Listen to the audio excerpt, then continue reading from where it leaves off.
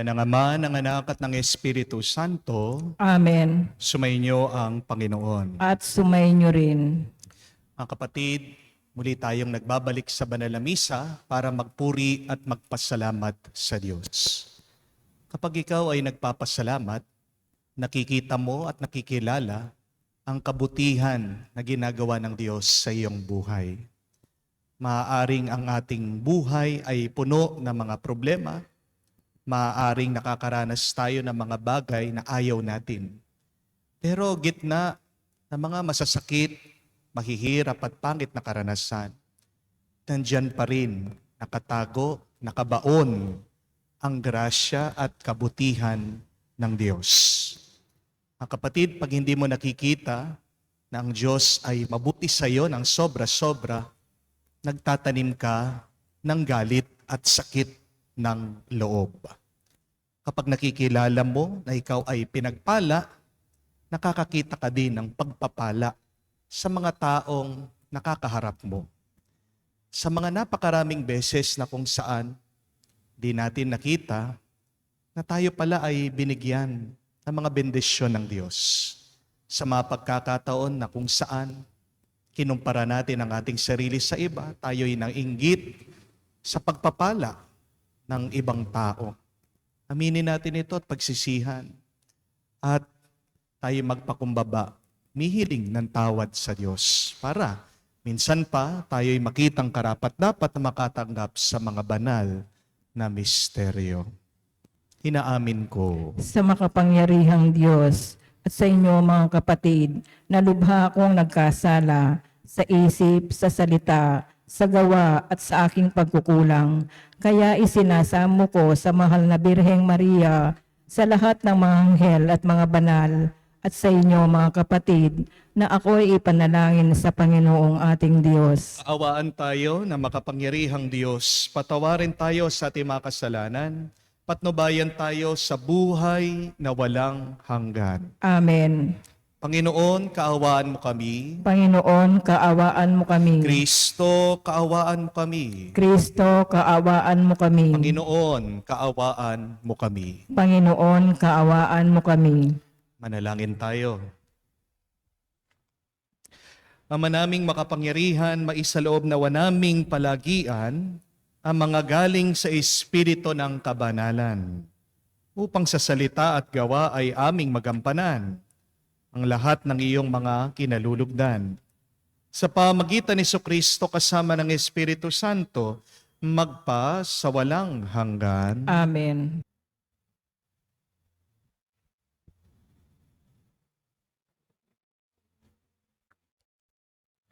Pagbasa mula sa aklat ni Sirach.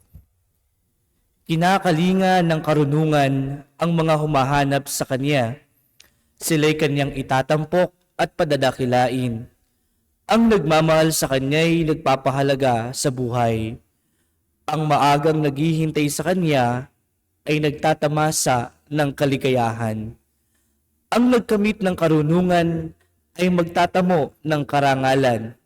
Pagpapalain siya ng Panginoon saan man siya pumunta. Ang naglilingkod sa karunungan ay naglilingkod sa Panginoon. Iibigin ng Panginoon ang sinumang umiibig sa karunungan. Ang tumatalima sa kanya'y humahatol ng wasto.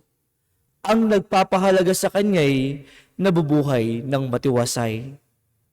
Magtiwala ka sa karunungan at kamtan mo siya, at mananatili siya sa iyong lahi hanggang sa iyong kaapu-apuhan. Sa pasimulay, isasama ka niya sa mga liko-likong landas. Tatakutin ka niya at pupunuin ng agam-agam. Pagtitiisin ka niya ng bigat ng kanyang mga tuntunin at susubukin ka niya sa pamamagitan ng kanyang mga utos, hanggang sa ikaw ay matutong magtiwala sa kanya. Pagkatapos, agad-agad kanyang lalapitan. Ipapahayag niya sa iyo ang kanyang mga lihim at paliligayahin kanya. Ngunit, kapag siya'y iyong tinalikuran, pababayaan ka niya at mabubulid ka sa kapahamakan. Ang salita ng Diyos. Salamat sa Diyos. Ang sa utos mo'y magmahal, papayapa yaong buhay. Ang sa utos mo'y magmahal, papayapa yaong buhay. Ang magmahal sa utos mo'y mapayapa yaong buhay. Matatag ang taong ito at hindi mabubuwal. Ang sa utos mo'y magmahal, papayapa yaong buhay. Sinusunod ko ang iyong kautus at mga aral. Ang anumang gawain ko ay kita mo't namamasdan. Ang sa utos mo'y magmahal, papayapa yaong buhay. Ako'y laging magpupuri, lagi kitang pupurihin, pagkat ako'y tinuruan ng aral mo at tuntunin. Ang sa utos mo'y magmahal, papayapa yaong buhay. Dahilan sa kautusan, ako ngayoy aawit, sapagkat ang iyong utos ay marapat at matuwid. Ang sa utos mo'y magmahal, papayapa yaong buhay. Nasasabik ako poon sa pangakong pagliligtas. Nadama ko sa utos mo ay ang ligaya at galak. Ang sa utos mo'y magmahal, papayapa yaong buhay. Upang ako ay magpuri, ako'y bigyan mo ng buhay. Matutulungan nawa ako ng tuntunin mo at aral. Ang sa utos mo'y magmahal, papayapa yaong buhay.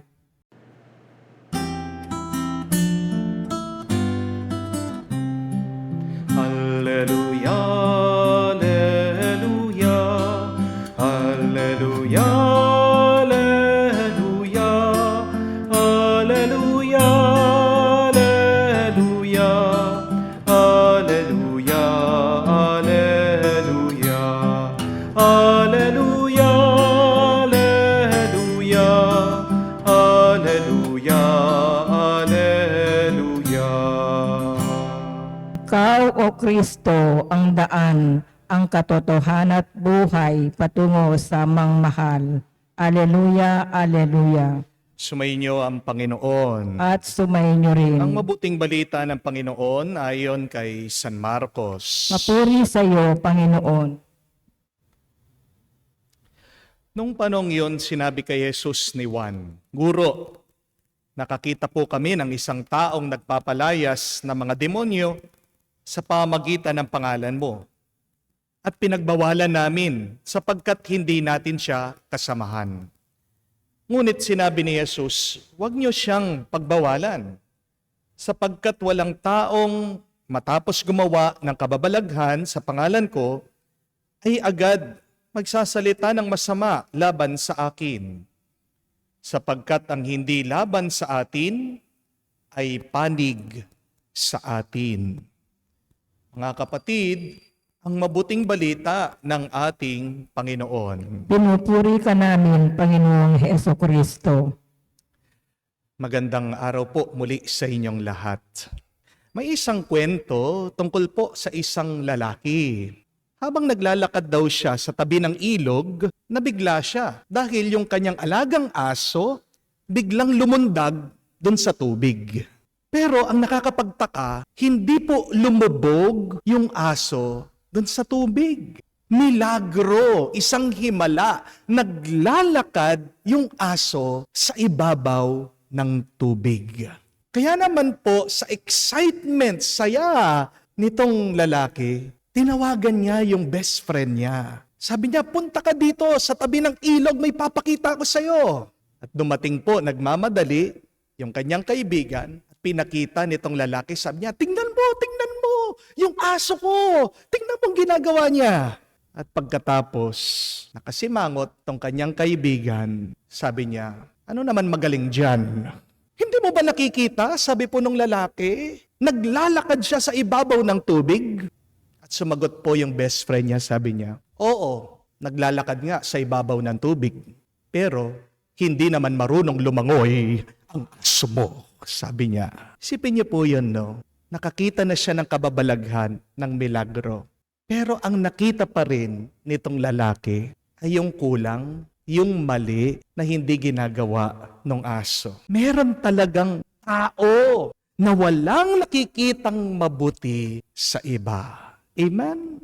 Meron talagang tao na puro na lang mali ang nakikita nila.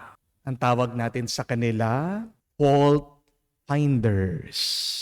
Sa social media, mas kilala natin sila. Ang tawag natin sa kanila, mga bashers.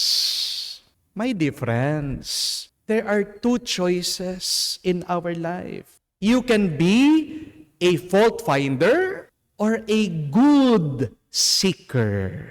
You can become a basher or you can become a supporter. Ang tanong, saan ka ba sasaya sa dalawang yan? Ang tanong, saan ba magiging mas magaan ang buhay mo? Sa pagiging fault finder or good seeker? Sa pagiging basher or supporter? Minsan, ang malungkot na kwento, may mga tao na ginagawa nilang ugali ang paghahanap ng mali sa iba. Kala mo naman, kikita sila sa ginagawa nila. Hindi po ba? There are people who have made it their habit to find fault, to find mistakes in other people, thinking they will be rewarded. Kapatid, kahit na hanapan mo ng masama ang iba, hindi ka yayaman. Amen? Hindi gaganda ang buhay mo. Amen? Hindi ka aangat kapag binababa mo ang iba. Amen? Remember, finding fault in others is not rewarding. There is no salary in finding mistakes in other people. At hindi po yan ugali ng Diyos, ang naghahanap ng masama sa iba. It is not a holy attitude when you find fault in others, especially when other people are trying to be good. Nagpapakabuti ang tao, pero ikaw, hinahanapan mo pa rin sila ng mali. Nakikita mo pa rin yung hindi tama. Hindi tama yan. Ang tunay na alagad ng Panginoon, tandaan niyo po, hindi naghahanap ng butas sa iba. Ang tunay na Kristiyano ay naghahanap palagi ng mabuti sa iba. Kaya sa ating ebanghelyo, narinig po natin, nagpalabas daw na masamang espiritu itong isang tao. Pero ang mga alagad at disipulo ng ating Panginoong Hesukristo, nakita pa rin yung mali na ginagawa ng tao. Sabi ng mga disipulo, pinatigil nila, binawal nila ang taong ito kasi hindi daw nila kagrupo. Hindi nila kasama itong tao. Okay lang na magpalabas sa masamang espiritu basta't kagrupo nila. Napakaliit na diferensya, pero ito pa ang napansin nila. Di po ba? Pero para sa ating Panginoon, ang mas mahalaga ay gumagawa ng mabuti ang taong ito. Ang mas mahalaga para kay Jesus, kahit hindi nila kasama o kagrupo, ay sumusunod siya sa kagustuhan ng Diyos. Sagot pa nga ng ating Panginoon, ang hindi laban sa atin ay para sa atin. Kapatid, ang taong gumagawa ng mabuti ay hindi natin kaaway. Huwag mong aawayin ang taong nagpapakabuti. Amen? Ang taong gumagawa ng tama ay kasangga ng Diyos. Dapat ang mga suwayin mo ay yung mga gumagawa ng mali. Hindi po ba? Sana naman wag kang gagawa ng kaaway kung wala ka naman talagang kaaway. Amen? Kung talagang tagasunod ka ni Kristo, maghanap ka ng mabuti sa kapwa mo. Pero ang tanong, bakit ba talaga sa buhay minsan may mga taong palaging naghahanap ng mali? Bakit ba minsan sa buhay merong taong wala nang nakitang mabuti na ginagawa ng iba? There are two reasons why people become fault finders. One, it is because these people are insecure. Have you asked that question to yourself? Am I insecure? May katotohanan Inggit, ang taong inggit ay nakapiki. Ibig sabihin, bulag ang taong inggit sa mabuting ginagawa ng iba. Walang nakikitang mabuti ang taong inggit dahil ang tinitignan lang niya, paano niya mahihigitan ang iba. Tandaan niyo po, ang kakambal ng inggit ay galit. Do not become one of the haters. Naaalala niyo po kung anong ibig sabihin ng haters? Spell haters. H-A-T-E-R-S. Baka nakalimutan niya po. May kahulugan yan. Haters means having anger towards everyone reaching success. Bakit nagagalit ka sa ibang tao? Kasi umaangat sila. Ayaw mong malampasan kanila. Sa Ebanghelyo, inggit lang naman talaga ang mga alagad at disipulo ng ating Panginoong Jesucristo. Kasi yung tao, matagumpay na napalabas niya yung masamang espiritu. Habang sila, kung matatandaan niyo yung isang kwento, nabigo sila sa pagpapalabas ng masamang espiritong sumanib doon sa maliit na bata. Nagagalit sila dahil hindi nila nagawa yung nagawa ng tao. Ganyan talaga ang mga taong insecure at inggit. Ayaw nilang malampasan. Amen? Minsan, kailangan po nating unawain na ang ibang tao ay nagsasalamin sa atin. Ang mga taong hindi nakakakita ng kabutihan sa iba, yan yung mga taong hindi nila nakikita na may mabuti pala sa kanila. If you want to see good in other people, remember this. You must try first to see your own goodness. Your envy, your jealousy, your insecurity will disappear when you start to recognize you have been blessed. Oo, meron mga bagay na hindi mo magawa, pero meron ka rin naman mga bagay na nagagawa mo. Oo, meron mga bagay na wala sa buhay mo. Pero kapatid, meron ka rin naman tinanggap na wala ang ibang tao. Naiinggit ka dahil ang ganda-ganda ng sasakyan ng iba. Pero hindi mo man makilala na malusog ka. Diba? Yan yung mas mahalaga. Naiinggit ka, nakakapagbakasyon ng iba sa ibang bansa. Pero minsan, bulag ka, hindi mo nakikita ang bait-bait na mga anak mo, ang tatalino na mga anak mo. My dear friends, try to see the blessings that God has graced upon you. Kapag nakikita mo na ikaw ay pinagpala, makikita mo din ang pagpapala sa ibang tao. The goodness you find in others reflects the goodness in you. May kabutihan ka ding tinanggap. Yan ang dahilan mo para maalis mo ang iyong inggit at galit. But secondly, fault finders are possessed by an evil spirit.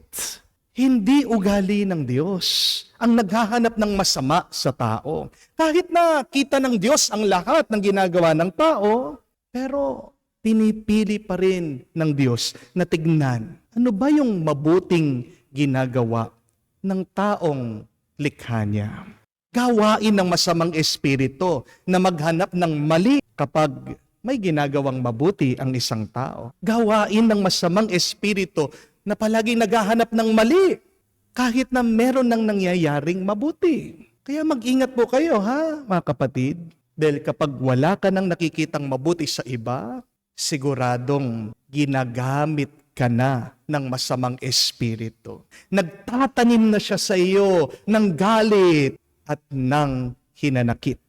Hatred starts when you don't find any good from other people. Gawayan ng masamang espiritu, binubulag ka sa mabuting gawa ng iba. Bakit? Kasi gusto niya magkagulo tayo. Kaya imbis na mainis ka sa isang tao dahil palagi siya naghahanap ng butas, mga kapatid, kaawaan mo ang taong yan. Ipagdasal mo siya dahil nagiging alipin siya ng masama. Saint Ignatius said that our vocation as Christians is to seek God in everything. Para po kay San Ignacio, pwede ka namang makakita at maranasan mo ang Diyos sa lahat ng tao. Kaya nga, kahit na hindi mabuti ang bawat araw, makakakita ka pa rin ng mabuti diyan dahil sa Diyos. Kahit na hindi mabuti ang lahat ng tao, meron pa ring mabuting tao dahil sa Diyos. Kahit na hindi perpekto ang buhay, nagiging perpekto pa rin ito dahil sa Diyos. Mas mabuti kung ang Diyos ang iyong hahanapin. Dahil kapag nakita mo ang Diyos, makakakita ka ng mabuti sa buhay mo. Remember that when you seek God, you will see goodness. When you seek God, then everything will be good in your life. Amen? Kaya nga, kahit na madumi ang lupa, di ba, may tumutubo pa rin na bulaklak dyan. Kahit naman ang ginto, makikita mo lang sa mga nakabaon na bato. Kahit naman sa pinakamalalim at madilim na dagat, merong kayamanan. Ang mga taong naghahanap ng mali ay mga taong nagkakalat ng kalungkutan. Pero ang taong naghahanap ng mabuti ay taong nagbibigay ng pag-asa sa iba. Kaya nga kung gusto mong ma-inspire ang ibang tao, sana naman ipakita mo ang mabuting ginagawa niya. Siguradong malulungkot ang ibang tao kapag puro na lang mali ang pinamumukha mo sa kanila. Isang dahilan po yan, bakit nagpari ako? Kasi nung bata ako, kahit na napakapilyo ko, napakagulo ko, may isa pong pari na nakakita ng potential ko. Sinabihan ako minsan ng pari, alam mo, bagay kang magpari. At hindi ko po makalimutan yon. Meron palang isang tao na nakakita ng aking kabutihan, gitna ng mga napakarami ko ng nagawang kasalanan. Nagpapasalamat po ako dahil may isang taong naniwala sa akin at nagturo na meron palang nakatagong kabutihan sa akin. Kapatid, hindi mo alam, baka may mapasaya kang tao ngayon kapag tinuro mo, kapag nakita mo yung mabuting ginagawa ng tao. So, I challenge you, become a rainbow in someone's cloud. Be an umbrella in someone's rain. Be the sun in someone's storm. Be a star in someone's darkness. Huwag ka maging basher. Wala ka naman dapat ika-insecure. May mabuti pa ring nangyayari sa buhay mo. At hindi ka dapat maging alipin na masamang espiritu. Dahil tinanggap natin ang banal na espiritu galing sa Diyos. Mas mabuti, mas banal ang ugali na naghahanap ng mabuti sa iba. Tandaan niyo po yan. Marami na mga haters sa mundo. Huwag mo na silang dadagdagan. Mas kailangan natin ngayong panahon ang mga God seekers, good finders. Dahil mas kailangan ng ating mundo ng pag-asa. Dahil ang ating mundo ngayon, balot ng galit at ng puot. Yan po ang ating ipagdasal sa banal na misang ito, mga kapatid. Tulungan sana tayo ng Diyos. Maging kamukha niya. Hanapin natin ang kabutihan sa lahat ng tao. At umpisan natin ito sa pagtingin at pagkilala ng mabuting magagawa natin ngayon. Amen. Alay natin ngayon sa Diyos ang ating mga dasal at panalangin. Nagtitiwala tayo na siya ay palaging nakikinig at tayo ay tutulungan niya sa tamang panahon. Pagkakalooban ng umaapaw na pagpapala at grasya, ating sabihin, Panginoon, dinggin mo kami. Panginoon, dinggin mo kami, ang ating simbahan, naway tunay na maipahayag ang Ebanghelyo. Manalangin tayo sa Panginoon. Panginoon, dinggin mo kami. Tayong lahat Naway bigyan ng Diyos ng biyaya ng kapatawaran, pagbabalik loob at kagalingan ng mga sakit at hinanakit na dulot ng pagkakahiwa-hiwalay at pag-aaway. Manalangin tayo sa Panginoon. Panginoon, dinggin mo kami. Tayo naway magkaroon ng higit na pagpapahalaga sa kabutiang loob ng tao bilang daluyan ng Espiritu at gawain ng Diyos sa mundo. Manalangin tayo sa Panginoon. Panginoon, dinggin mo kami. Sa katahimikan po ng ating puso, banggitin din natin sa Diyos ang ating mga personal na pangangailangan. Makapangyarihang Ama, tulungan mo kaming tignan ang lahat ng tao ayon sa iyong pananaw. Bigyan mo kami ng lawak ng kaisipan at kabutihan saan man ito magmula. Hinihiling namin ito sa pamagitan ni Kristo, aming Panginoon. Amen.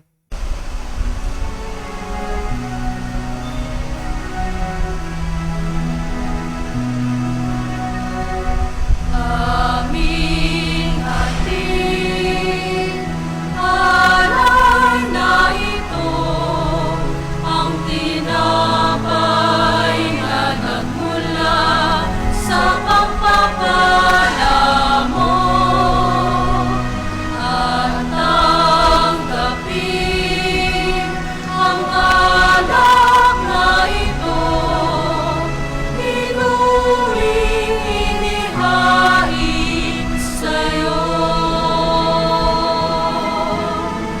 Mahal naming Diyos, iyong tanggapin ang munting alay mula sa amin.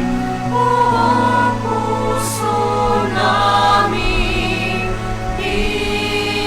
hintayin pagpapala ng aming hiling. Pagpapala ng aming hiling. Thank you mga kapatid, para ng ating mga paghahain ay kalugdan ng Diyos amang makapangyarihan. Tanggapin nawa ng Panginoon itong paghahain sa iyong mga kamay, sa kapurihan niya at karangalan, sa ating kapakinabangan at sa buong sambayanan niyang banal. Ama naming lumikha, sa pagganap namin ng banal na pagdiriwang, upang ikaw ngayon ay aming paglingkuran. Hinihiling namin naway mapakinabangan ang aming inihahain sa iyong karangalan. Sa pamagitan ni Jesucristo kasama ng Espiritu Santo, magpa sa walang hanggan. Amen. Sumainyo ang Panginoon. At sumayin niyo rin. Itaas sa Diyos sa inyong mga puso at diwa. Itinaas na namin sa Panginoon. Pasalamatan natin ang Panginoong ating Diyos. Marapat na siya ay pasalamatan. Ama naming makapangyarihan, tunay nga marapat ikaw ang aming pasalamatan. Kinalulugod mong likhain ang sanlibutan na iyong pinagbabago at dinarangal sa pamagitan ng iyong anak na kinalulugdan. Kaya't utang na loob ng iyong mga tinatanggi at ng mga banal na kapiling mo lagi ang iyong pag-iliw at pagkakandili. Kaya kaisa na mga anghel na nagsisiawit ng papuri sa iyo nang walang humpay sa kalangitan, kami nagbubunyi sa iyong kadakilaan.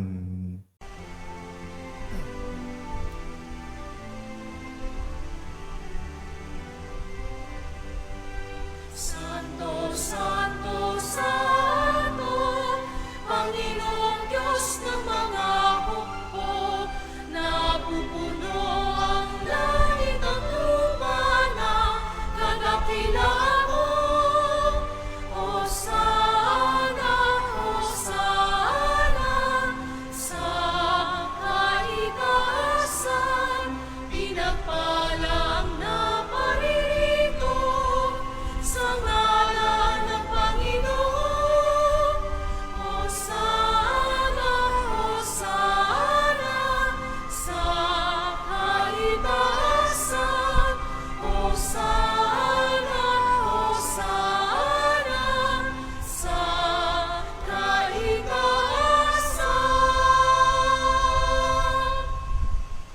Ama naming banal, ikaw ang bukalan tanang kabanalan. Kaya't sa pamagitan ng iyong Espiritu, gawin mong banal ang mga kaloob na ito upang para sa amin maging katawan at dugo ng aming Panginoong Heso Kristo. Bago niya pinagtiis ang kusang loob na maging handog, hinawakan niyang tinapay, pinasalamatan kanya. Pinaghati-hati niya iyon, inabot sa kanya malagad at sinabi, "Tanggapin ninyong lahat ito at kanin. Ito ang aking katawan na ihahandog para sa inyo."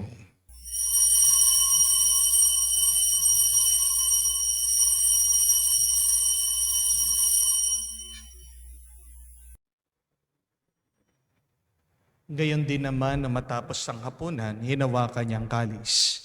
Muli kanyang pinasalamatan.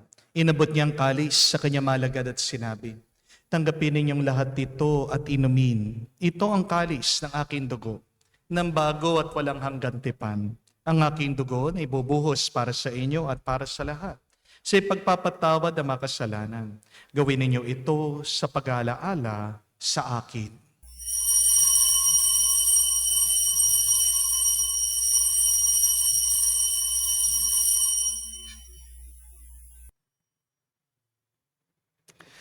Ang misteryo ng pananampalataya. Aming ipinahayag na namatay ang iyong anak, nabuhay bilang Mesiyas at magbabalik sa wakas para mahayag sa lahat. Ama, ginagawa namin ngayon ang pag-alaala sa pagkamatay, muling pagkabuhay ng iyong anak. Kaya tinialay namin sa iyong tinapay nagbibigay buhay at ang kalis na nagkakaloob ng kaligtasan. Kami nagpapasalamat dahil kami yung minarapat na tumayo sa harap mo para maglingkod sa iyo. Sinasamo namin kami magsalo-salo sa katawan at dugo ni Kristo ay mabuklod sa pagkakaisa sa pamamagitan ng Espiritu Santo. Ama, lingapin mong iyong simbahan, laganap sa buong daigdig. Puspusin mo kami sa pag-ibig. Kaisa ni Francesco, ang aming Papa, Florentino, aming Arsobispo at ng Tanang Kaparian. Alalahanin mo rin ang aming mga kapatid na nahimlay, may pag-asang sila'y muling mabubuhay. Gayon din naman lahat ng mga pumanaw. Kawan mo't sila't patuloyin sa iyong kaliwanagan. Kawan mo at pagindapating kaming lahat na makasalo sa iyong buhay na walang wakas. Kaisa na mahal na Birhen Maria, Ina ng Diyos. Kaisa ni San Jose, ang kanyang maligayang esposo. Kaisa na mga apostol at lahat ng mga banal na namuhay dito sa daigdig na kalugod-lugod sa iyo. May pagdiwang nawa namin ang pagpupuri sa ikararangal mo sa pamamagitan ng iyong anak, aming Panginoong Heso Kristo. Sa pamamagitan ni Kristo, kasama niya at sa Kanya, ang lahat ng parangal at papuri ay sa iyo, Diyos Ama, makapangyarihan, kasama ng Espiritu Santo, magpasawalang hanggan. Amen, Amen. Amen. Sa nakakagaling na utos sa turo ni Jesus sa Panginoon natin na Diyos, ipahayag natin ang lakas, loob.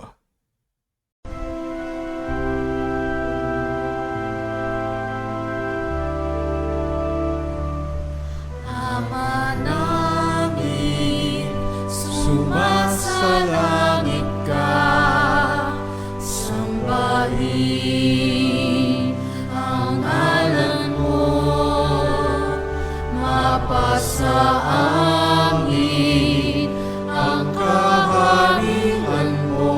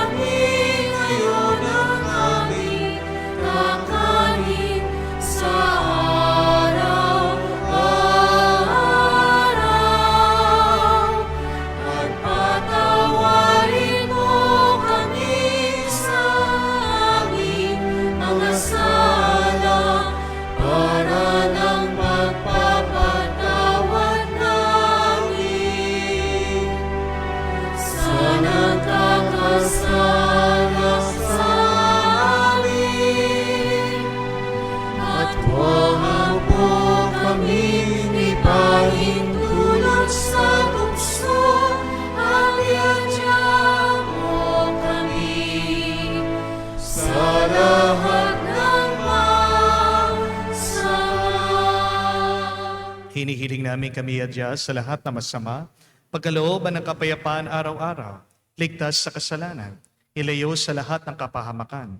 Samantalang aming pinanabikan ang dakilang araw ng pagpapahayag ng tagapagligtas naming si Heso Kristo. Sapagkat iyo ang kaharian at ang kapangyarihan at ang kapurihan magpakailanman. Amen. Panginoong Heso Kristo, sinabi mo si mga apostol, kapayapaan ang iniiwan ko sa inyo, ang aking kapayapaan, binibigay ko sa inyo. Tungayan mo ang aming pananampalataya at huwag ang aming pagkakasala. Pagkalooban mo kami ng kapayapaan at pagkakaisa ayon sa iyong kalooban, kasama ng Espiritu Santo, magpa sa walang hanggan. Amen. Kapayapaan ng Panginoon ay laging sumainyo. At sumainyo rin. Magbigayan po tayo ng kapayapaan sa bawat isa. Peace with you po. Kapayapaan po sa inyong lahat.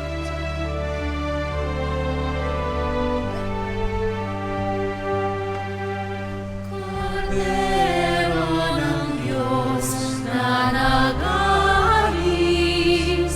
ng mga kasalanan ng sanlibutan, maawa ka sa amin. Maawa ka sa amin. Kordero ng Diyos na nag-aalis ng mga kasalanan ng sanlibutan, maawa ka sa amin. Maawa ka sa amin. Kordero ng Diyos na nag-aalis ng mga kasalanan ng sanlibutan, ipagkaloob mo sa amin ang kapayapaan. Mga kapatid, naririto ang ating Panginoong Heso Kristo, ang Kordero ng Diyos, siyang nag-aalis sa mga kasalanan ng sanlibutan. Mapalad tayong lumalapit sa piging ng Kordero. Panginoon, hindi ako karapat-dapat na magpatuloy sa iyo, ngunit sa isang salita mo lamang ay gagaling na ako.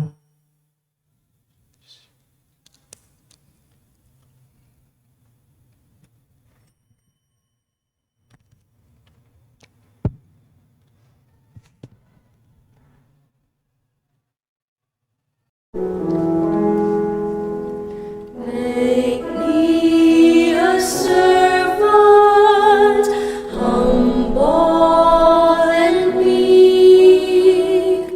Lord, let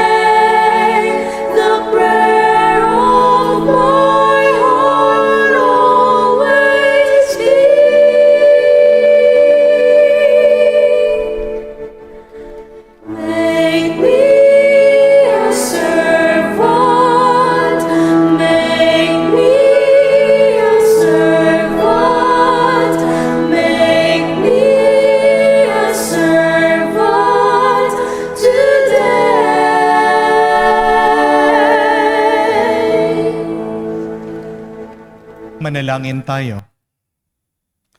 Ama naming mapagmahal, ipagkaloob mong aming mapakinabangan ang dulot na kaligtasan ng aming pinagsaluhan bilang sanla ng iyong tiyak na pagsagip sa tanan. Sa pamamagitan ni Jesucristo kasama ng Espiritu Santo, magpa sa walang hanggan. Amen. Nasabi ko na po minsan ito sa inyo, that a negative mind will never see positivity in life. Kahit na maghanap ka ng mabuti, kung ang isip mo naman at kalooban mo ay masama, wala kang ibang makikita at mararanasan kung hindi masama. A positive life starts with a positive mind. A positive experience starts with having a positive and clear heart. Paano natin aayusin, lilinisin, gagawing puro, matuwid ang ating isip at puso sa pamamagitan ng paglapit natin sa Diyos. Kung palaging nakatanim ang aral ng ating Panginoong Hesukristo sa ating isip at puso, yan ang magiging gabay at tanglaw natin. Mawawala lahat ng iyong insecurity kapag napapansin mo na hindi ka naman talaga pinapabayaan ng Diyos.